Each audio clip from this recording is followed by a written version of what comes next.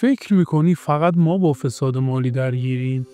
اگه بگم کشورهایی بودن که فسادشون دنیا رو تکون داده چی؟ قدرت همیشه وسوسه انگیز بوده. از روزی که حکومت‌ها شکل گرفتن، افرادی هم پیدا شدن که به جای خدمت به مردم به جیبای خودشون خدمت کردن. فساد مالی قصه پنهانکاری‌ها، اختلاس‌ها و تصمیم‌هایی که سرنوشت یه ملت رو تغییر دادن. گاهی پشت میزهای مجلل، گاهی در اتاق‌های تاریک، قراردادهایی بسته شدن که ثروت یک کشور رو فقط به دست چند نفر سپردن و ما فقط نتیجه اونا رو دیدیم. نتیجهش چی بوده؟ فقر، بی‌اعتمادی و آینده‌ای که فروخته شده. اما این بار ما می‌خوایم بریم سراغ داستان‌هایی که کمتر شنیده شدن. کشورهایی که فکر می‌کردیم پیشرفته و پاک هستن، ولی پشت پرده‌شون فسادهای رخ داده که شاید باورش برات سخت باشه. سیلویو برلوسکونی داستان کسیه که از یک کارآفرین رسانه‌ای شد یکی از قدرتمندترین سیاستمداران ایتالیا. مردی که با تأسیس مدیاست و خرید شبکه‌های تلویزیونی نه فقط یه امپراتوری رسانه‌ای ساخت، بلکه عملاً ابزار خبر و تصویر رو در دست گرفت. یعنی کسی که هم رسانه داشت هم قدرت سیاسی، ترکیبی که خیلی زود جنجال‌ساز شد و سوال تعارض منافع رو وسط گذاشت. این نقطه شروع هر چیزی بود که بعداً اسمش شد فساد سیاسی در فضای عمومی. او با کاریزما، پول و شبکه تلویزیونیش 3 دوره نخست وزیر شد و برای خیلی ها نماد قدرت بی‌مرز بود. وقتی رسانه ها تو دست تو باشن، میتونی روایت ها رو شکل بدی، رقابت رو بکوبی یا حتی قوانین رو با توجه به اون چیزی که خودت میخوای تغییر بدی. اما فساد مالی برلوسکونی فقط یه حرف نبود. پرونده بزرگی به اسم مدیاست داشت که مربوط به فرار مالیاتی و حسابسازی توی معامله حقوق فیلم ها بود. توی دادگاه محکوم شد و برای این پرونده در سال 2013 حکم محکومیتی هم صادر شد که به تبع سنش و قوانین ایتالیا به جای زندان معمولی تبدیل شد به 1 سال خدمت اجتماعی برای کار با سالمندان.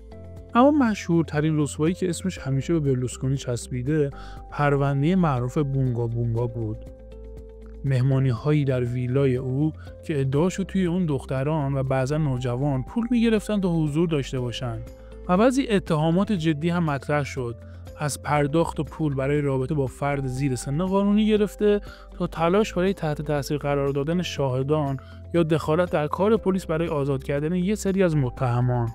دادگاه‌هایی که سالها طول کشید، در مقاطعی محکومیت‌های صادر شد، تجدید نظرهای اتفاق افتاد و حتی بعد از مرگ برلوسکونی هم یه سری از این پرونده‌ها دوباره داره احیا میشه. جمع‌بندی قضایی پرونده‌ها برای برلوسکونی یه جوری دو پهلو بود. از یه طرف محکومیت قطعی صادر میشد برای پرونده‌ها و از یه طرف دیگه با توجه به شرایط حکومتی که وجود داشت مداخلاتی توی اونها اتفاق میافتاد. جالبه بدونید که آقای سیلویو برلوسکونی در تاریخ 12 ژوئن 2023 در بیمارستان سان رافائل میلان درگذشت. بعد از ایتالیا میریم سراغ فرانسه، کشوری با آزادی‌های خاص. نیکولا سارکوزی هم مثل خیلی از سیاستمدارای بزرگ دنیا به یک بار از قدرت افتاد توی دایره اتهامات. مردی که از کوچه ها و خانواده های مهاجر مجارستانی اومد، بعد رفت توی دل سیاست فرانسه. در سالهای 2007 تا 2012 شد رئیس جمهور فرانسه و چهره‌ای که اسمش همه جا بود. اما توی سالهایی که رئیس جمهور فرانسه بود، یه سری اتهاماتی علیه او مطرح شد. اول از همه قضیه بایگ مالیون بود، یعنی اتهام مالی غیرقانونی کمپین انتخاباتی 2012. دادگاه‌ها گفتن هزینه‌ها خیلی بیشتر از سقف قانونی بوده و برای پوشوندنشون از روش‌های غیرقانونی استفاده شده. توی این پرونده در سالهای 2021 و 2022 محکوم شد به 1 سال حبس. اما قضیه این بود که میشد بخشی از این حکم رو با پابند الکترونیکی گذرون و نه حبس سنتی. در مرحله تجدید نظر، دادگاه اپیل هم حکم مجرمانه بودن رو تایید کرد و بعضی از احکام اصلاح یا کاهش داده شد. همزمان پرونده جداگانه‌ای هم بود که به شنود تلفنی یا پرونده رشوه و تاثیرگذاری مربوط میشد، معروف به پرونده بیسموت. در یکی از مراحل هم سارکوزی توی سال 2021 محکوم شد به 3 سال حبس که 2 سالش معلق شد و 1 سال قابل اجرا در نظر گرفته شد. اما بزرگترین و پرطنین‌ترین پرونده‌ای که سال‌ها سایه‌اش به روی سارکوزی بود، اتهامات مربوط به پول‌هایی بودن که از لیبی اومده بودن.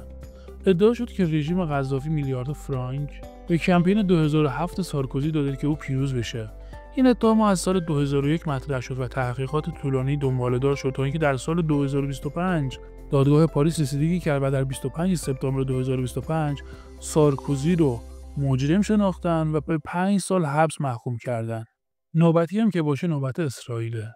بنیامین نتانیاهو مردی که سالها در رأس قدرت اسرائیل قرار گرفته با 4 دوره نخست وزیری، ولی با همین وجود هم یه سری پرونده هستن که نتانیاهو رو هرگز راحت نذاشتن. به خاطر همینی که منتقدینش اسمشو گذاشتن بیبی در تنگنا. در سال 2019 دادستان کل اسرائیل رسما نتانیاهو رو متهم کرد در پرونده 1000 و 2000 برای دریافت هدایا از میلیاردها دلار، سیگار، شامپاین، کارهای لوکس و همچنین توی پرونده 4000 برای استفاده از جایگاهش به نفع شرکت بزرگ مخابراتی. دادگاه رسیدگی از سال 2020 آغاز شد و نتانیاهو هنوز در حال دفاع بود. در دسامبر 2024 او برای اولین بار توی جلسه دادگاه حضور یافت. اما اوضاع خیلی زود به نفع نتانیاهو تغییر کرد. در سال 2025 زمانی که جنگ چند جبهه‌ای در منطقه شدت گرفت، دادگاه رسیدگی به پرونده او چندین بار به تعویق افتاد. و یکی از تأخیرها دلایل امنیتی و دیپلماتیک بود. تا همین الان که داریم این ویدیو رو میسازیم هنوز دادگاه رسمی نتانیاهو شکل نگرفته و به طور رسمی و علنی به اتهاماتی که علیه او مطرح بوده رسیدگی نشده. هر موقعی که نتانیاهو خواسته توی دادگاه حاضر بشه به یه بهانه‌ای از زیر این کار در رفته. باید منتظر بود بالاخره بعد از اینکه اوضاع توی منطقه آروم شد آیا نتانیاهو محاکمه میشه. حالا میریم سراغ کشور همسایه خودمون، آذربایجان. فرض کن یه مردی قدرت رو به ارث ببره. توی این حالا یه شبکه‌ای میسازه که انگار قانون براش معنی نداره. داستان الهام علیف هم همینطور. از وقتی که توی سال 2003 پدرش کنار کشید و قدرت به دست او افتاد، از قدرت بیچون و چرایی که توی دستش بود برای کارهای مختلفی استفاده کرد. در کنار اینها ثروتی هم بود که خیلی‌ها میگفتن از راههای نامشخص به دست اومده و سیستمی که مخالفت باهاش خیلی سخت بود. خانواده علیف و نزدیکانش سهم‌های عجیب و غریبی توی صنایع مهم کشور دارن، از مخابرات، معادن تا ساخت و سازها. خیلی از این سهم‌ها طبق گزارش‌ها با قراردادهای دولتی و شرکت‌های پوششی به دست اومدن. تو سال 2012 یه گزارش خیلی بزرگ اومد.